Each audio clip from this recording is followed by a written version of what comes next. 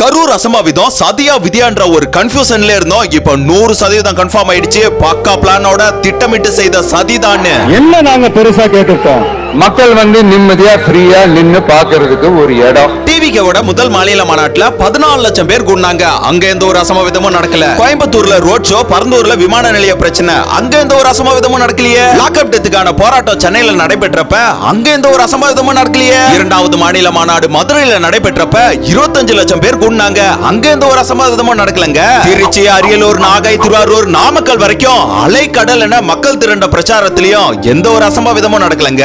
ஆனா கரூர்ல இவ்வளவு பெரிய அசம்பாவிதம் நடக்க முழு காரணமே செந்தில், குணா, வேலு, தம்பி இவங்க எல்லாரையும் அன்பு வாழ்க்கையோட இணைக்கிறது ராஜன் தான். 1000 ஆட்களை தாவேகா துண்டு கொடியோட கூட்டத்துல கலந்து கொள்ள வைத்து கூட்ட நெரிசலை ஏற்படுத்தி கீழே விழுபவர்களை வயிற்றிலையும் கழுத்திலையும் மிதிச்சு மூச்சு திணறி போக வைத்து சாகடித்து உள்ளனர். என் கண்ணு முன்னாடி நிறைய பேர் இறந்துட்டாங்க. கீழே விழுந்து போட்டு எல்லாரும் மிதிச்சாங்க தெரியுங்களா. பின்னாடி இருந்து எல்லாருமே வந்தாங்கடா. எதுக்கு அப்படி வந்தாங்கன்னே தெரியல. விஜய் அவர்கள் பேசும்போதே 10 பேர் அங்கேயே உயிரிழந்திருக்காங்க. இதுதான் உண்மை. இதை தாண்டி இன்னும் கூட்ட நெரிசலுக்கு 10 ஆம்புலன்ஸ் கிட்டத்தட்ட உள்ள அனுப்பி மக்கள் உயிர் போக டிஎம்கே பல வேலைகளை ஏற்பாடு செய்து கடைசியில நடிகர்களாக நாடகம் போட்டு அப்பாவி மக்களை இப்படி ஏமாத்திருக்காங்க. விஜய் அவர்கள் மீது செருப்பு வீசியவரை சுற்றி இருந்த அனைவருமே தாவேகா துண்டு போட்ட டிஎம்கேவோட கைக்கூலிகள் தான். எவ்வளவு பெரிய அசம்பாவிதத்தை ஏற்படுத்தி இருக்கானுங்க. மரண ஓலங்கள் சத்தியமா உங்க யாருமே சும்மா விடாதுடா.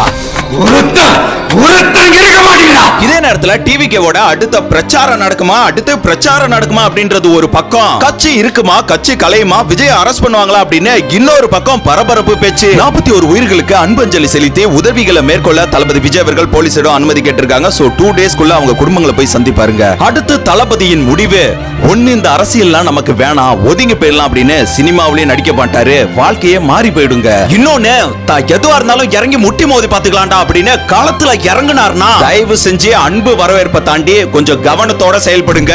உங்க டிவிக்கு சைடு இளைஞர்கள் பண்ற அட்டகாசம் தாங்க முடியல, அவங்கள பத்தி ஏன் பேச மாட்டீங்க அப்படின்னு பல பேர் என்கிட்ட கேக்குறாங்க. பட் நான் உங்களை எதுவும் தப்பா சொல்லல. உங்களால அந்த மனுஷனுக்கு எந்த பாதிப்பும் ஆக கூடாது. சோ தயவு செஞ்சு எல்லாரும் புரிஞ்சு செயல்படுங்க. அடுத்தடுத்த உண்மை சார்ந்த டிஎம்கே சூழ்ச்சிகளை உங்கள் கண் பார்வைக்கு இந்த அந்நிய நம்பி சேனல் சார்பாக கொண்டு வருகிறோம். இதனால் இந்த அந்நிய நம்பியை டிஎம்கே எதனால் செய்தால் கூட தளபதிக்காக நீங்கள் உண்மையாக இருங்கள். எனக்கு பின்னால் தளபதிக்காக குரல் கொடுக்க பல பேர் வருவாங்க. இந்த உலகமே தளபதி விஜய் அவர்களை எதிர்த்து நின்னாலும் அந்த உலகத்தை எதிர்த்து நிற்பேனே தவிர ஒருபோதும் தளபதி விஜய் அவர்களை எதிர்த்து நிற்க மாட்டேன். நான் 8 வருட சினிமா பயணத்தில் தளபதி விஜய் அவர்கள் என்ன செய்கிறார் என்று ஒவ்வொரு நாளும் கேட்டு வளர்ந்திருக்கிறேன். அவரின் குணம் என்னவென்று எனக்கு தெரியும். சோ தயவு செஞ்சு சொல்றேன், தளபதியா விட்டுறாதீங்கடா. கலியுகத்தின் கடைசி நம்பிக்கை இவர்தான். கடைசி நம்பிக்கை இவர் மட்டும்தான்.